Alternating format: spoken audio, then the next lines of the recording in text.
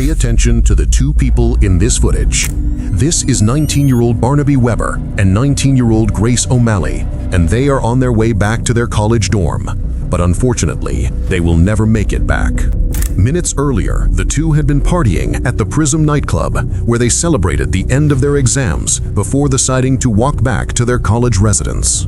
They had already made it to Ilkeston Road, just blocks from their destination, when a figure dressed in black is seen on another street. He has just seen them, and the students are walking directly into his trap. Emergency, what's the emergency? Yes, there's been a stabbing on Ilkeston Road. There's somebody lying in the street. I think they're dead. Oh, that was awful. Whereabouts on Ilkeston Road, please? Outside the Wilborn building, near the crossroads. The same man is then seen walking calmly away from the street where he had just committed the murders. But he was just getting started. University of Nottingham, a place of academic pursuit and home to over 34,000 students. It was in this environment that 19-year-old Grace O'Malley Kumar and 19-year-old Barnaby Weber began their adult lives. Grace was a first-year medical student. She was inspired by her parents, both doctors, to pursue a life of service. Her dedication was matched by her athletic talent. She was an elite-level hockey player who had competed for England's under-18 national squad and was a key member of the university's own team. On the other hand, Barnaby was a first-year history student from Taunton. He was known for his passion for cricket and had been selected for the university's team. The two friends had met and formed a bond during their first year of university life, and on the night of the attack, they were celebrating the end of their exams. They had successfully completed their first year and were just a short walk from their dorms. This university was also the former home of their attacker. The figure in black was 31-year-old Valdo Calicane. He was not an outsider. He was an alumnus, having graduated from the very same institution with a degree in mechanical engineering. But in the years since his graduation, Valdo's life had followed a different path. He was now a man known to police and mental health services, and on this night, he had returned to the streets of his former university city with an evil plan in mind. On June 12, 2023, hours before the murders, Valdo, who was now unemployed and homeless, was in London for a brief visit. That evening, he decided to travel from London to Nottingham by train, carrying a rucksack with 3 knives, a double-edged dagger, and a scaffolding pole. CCTV cameras from multiple locations tracked his journey through the city streets. He was a man who had successfully evaded authorities for months. Despite a diagnosis of paranoid schizophrenia, he was not receiving treatment. He had a warrant out for his arrest for assaulting a police officer, but it was never executed. He was in effect a ghost in the system. During these hours of walking, he was in the grip of a severe psychotic episode. Later psychiatric reports would state he was tormented by auditory hallucinations, voices he believed were threatening and controlling him. He held a deep-seated paranoid delusion that he was being spied on by intelligence agencies. At one point during his journey through the city, he made a final chilling phone call to his brother. He stated, "This will be the last time I will talk to you. Take the family out of the country." When his brother asked if he was going to do something stupid, Valdo's reply was clear and final. "It's already done." His walk was not aimless. He was hunting. His path eventually led him to the Radford area, a place with a high population of students from his former university.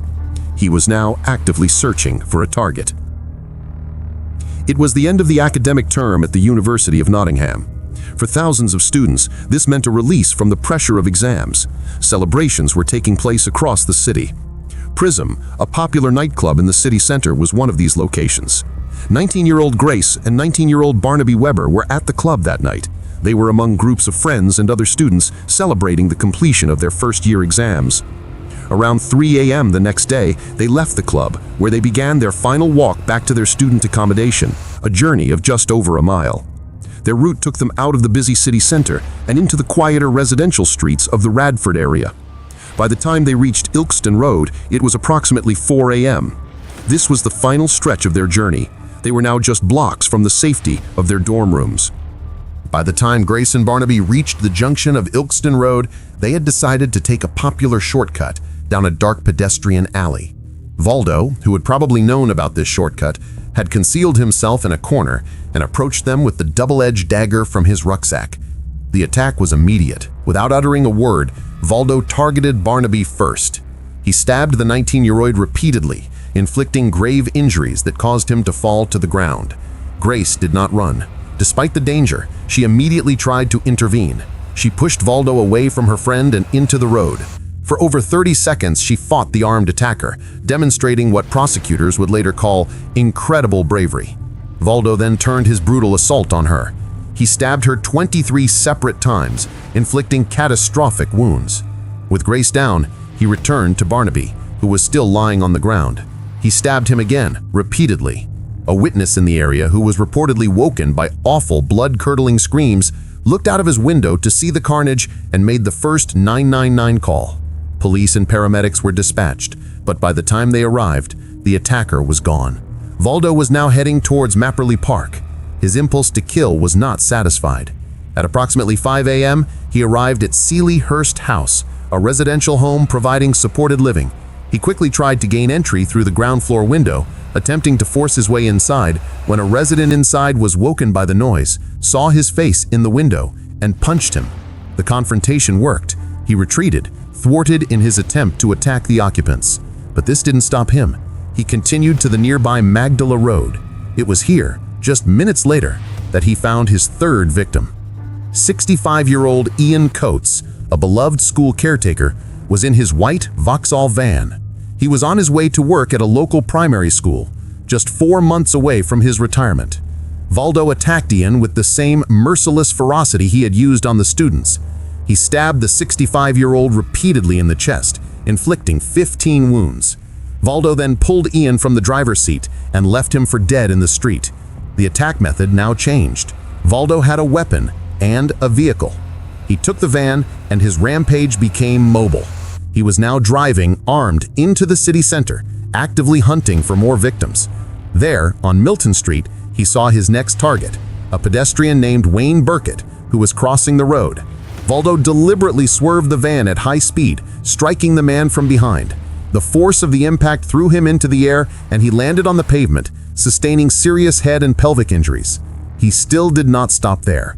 Minutes later, he continued to Upper Parliament Street, where he saw 2 more pedestrians, Marcian Gavronsky and Sharon Miller, standing on a pedestrian island. Valdo aimed the van directly at them, accelerating onto the island and striking them both before driving away. Both were left with significant injuries, but survived. By this point, police were responding to multiple escalating incidents across the city. A marked police car spotted the stolen white van and a pursuit began. Officers tracked the van as it drove onto Bentinck Road, where they managed to box it in with their vehicles, bringing it to a stop. As armed officers surrounded the van and ordered him to get out, Valdo produced a knife. He was immediately tased by 2 separate officers, causing him to drop the weapon. Police officers then pulled him from the driver's seat and arrested him on the ground. At 5:34 a.m., just 90 minutes after the first 999 call from Ilkeston Road, the rampage was over. The city was in lockdown, with 3 people dead and 3 others seriously injured. The man responsible was in custody, but his reason for all this would reveal a catastrophic breakdown of the systems meant to protect the public. The arrest of Valdo Calacone unearthed a history of systemic and catastrophic failures. He was not a stranger to authorities. He was an intelligent University of Nottingham graduate who had been diagnosed with paranoid schizophrenia in 2020. What followed was a multi-year cascade of missed opportunities across multiple agencies. His family had repeatedly warned mental health services that he was a danger to himself and others. He was detained under the Mental Health Act 4 separate times, but was repeatedly discharged. He was an intelligent patient and learned to feign compliance to get released, after which he would stop taking his antipsychotic medication. An independent review later found he was allowed to avoid long-lasting injectable medication simply because he did not like needles. The warnings were not just from family, they came from within the health system. In 2020, a psychiatrist wrote a stark warning in Valdo's notes stating that he might end up killing someone. This warning was never acted upon. The failures of the health service were compounded by the police. In September 2021, Valdo assaulted a police officer. A warrant for his arrest was issued in September 2022. For 9 months, Nottinghamshire police failed to execute this warrant. In a critical breakdown of communication, the NHS mental health team discharged Valdo from their care on the very same day the warrant was issued. He was now wanted, unmonitored, and untreated. The final red flag came just 5 weeks before the murders. In May 2023, Valdo attacked 2 co-workers at a warehouse in Leicestershire. He was dismissed from the job, but police were not alerted. He was left free to plan his return to Nottingham. When Valdo appeared in court, the case was not a question of if he did it, but why. The prosecution's case was clear. He was charged with 3 counts of murder and 3 counts of attempted murder. However, the legal proceedings soon shifted from a criminal trial to a psychiatric one. The court heard evidence from 4 separate expert psychiatrists. Their conclusion was unanimous. Valdo was, and had been for some time, suffering from a serious mental illness, specifically paranoid schizophrenia. The experts agreed that at the time of the attacks, he was in the grip of a severe psychotic episode. He was reportedly hearing voices that he believed were threatening and controlling him, telling him he must act or his family would be harmed. Based on this overwhelming and undisputed medical evidence, the Crown Prosecution Service, CPS, made a controversial decision. They announced they would not proceed with the murder charges. Instead, they accepted Valdo's guilty pleas to 3 counts of the lesser charge of manslaughter on the grounds of diminished responsibility. He also pleaded guilty to the 3 counts of attempted murder for the van attacks. On January 25, 2024, Valdo was sentenced. The judge stated that Valdo's abnormality of mind had significantly contributed to the killings, and that he was satisfied he would not have committed the appalling crimes if he were not ill. Valdo was sentenced to an indefinite hospital order to be detained at a high-security psychiatric facility. For the families of his victims, this legal conclusion was not justice, it was the final betrayal. The legal verdict was a devastating blow to the families of Barnaby Webber, Grace O'Malley Kumar, and Ian Coates. They had come to court seeking justice for murder, but were instead presented with a finding of manslaughter. Standing on the steps of the court, Barnaby's mother, Emma Webber, spoke for all the families. She stated that true justice has not been served, branding Valdo a monster and accusing the Crown Prosecution Service of a farcical handling of the case. For the families, the verdict of diminished responsibility was not an explanation but an excuse, one made possible only by the failures of other agencies. They felt the trial had focused too narrowly on Valdo's state of mind, ignoring the cascade of failure by the NHS and Nottinghamshire police that allowed him to be on the streets at all. Their grief turned into a formidable campaign for accountability. Refusing to let their loved ones' deaths be reduced to a footnote in a psychiatric report, the families united. They publicly criticized the police for failing to execute the arrest warrant and the NHS Trust for its repeated negligent discharges of a clearly dangerous patient. They argued that the attacks were not just preventable, but predicted. Their relentless pressure, articulate public statements, and meetings with government officials forced the issue into the national spotlight. They demanded a full, independent public inquiry into the actions of the police, the CPS, and the NHS.